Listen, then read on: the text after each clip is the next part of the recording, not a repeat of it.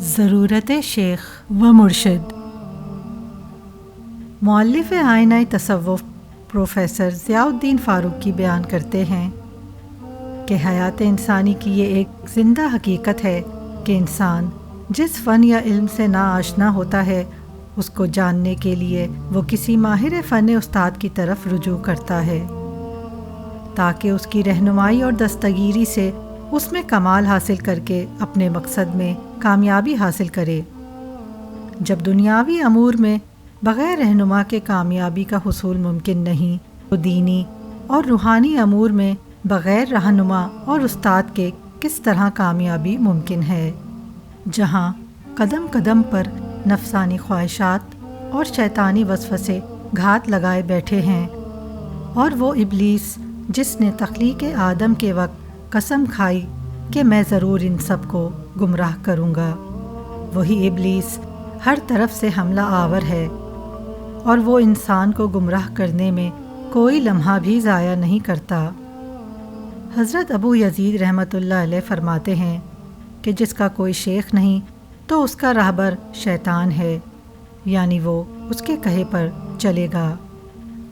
تو اس سے بچنے کے لیے ضروری ہے کہ انسان اللہ تعالیٰ کے ان مخلص بندوں کی تربیت اور سرپرستی میں آ جائے، ان کی رہنمائی میں صراط مستقیم پر چلتے ہوئے منزل مقصود یعنی رضائے الہی تک رسائی حاصل کرے، اور وہ تربیت ہی طریقت ہے۔ حضرت رشید گنگوہی امداد السلوک میں مزید فرماتے ہیں، ایسا شیخ ڈھونڈنا چاہیے جو مرید کو اول توحید درست کرنے والے عقائد اور فقہی مسائل تعلیم کرے، اور اس کے بعد مجاہدے اور زہد و تقوی کا راستہ دکھائے۔ الغرض اس راستے پر چلنے کے لیے علم کی مشعل کا جس طرح بھی ہو سکے ساتھ لینا ضروری ہے تاکہ بھٹکا نہ پھرے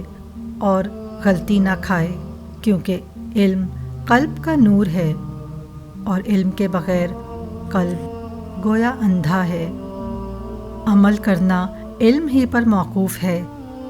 اور بسا اوقات بے علم شخص کبھی عقیدے میں غلطی کھاتا ہے اور کبھی بدعت کو سنتا اور باطل کو حق سمجھ بیٹھتا ہے۔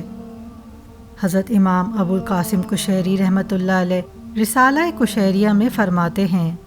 پھر مرید پر واجب ہے کہ کسی شیخ سے ادب یعنی تعلیم و تربیت حاصل کرے۔ اگر اس کا کوئی شیخ نہ ہوگا تو وہ کبھی فلاح نہ پائے گا۔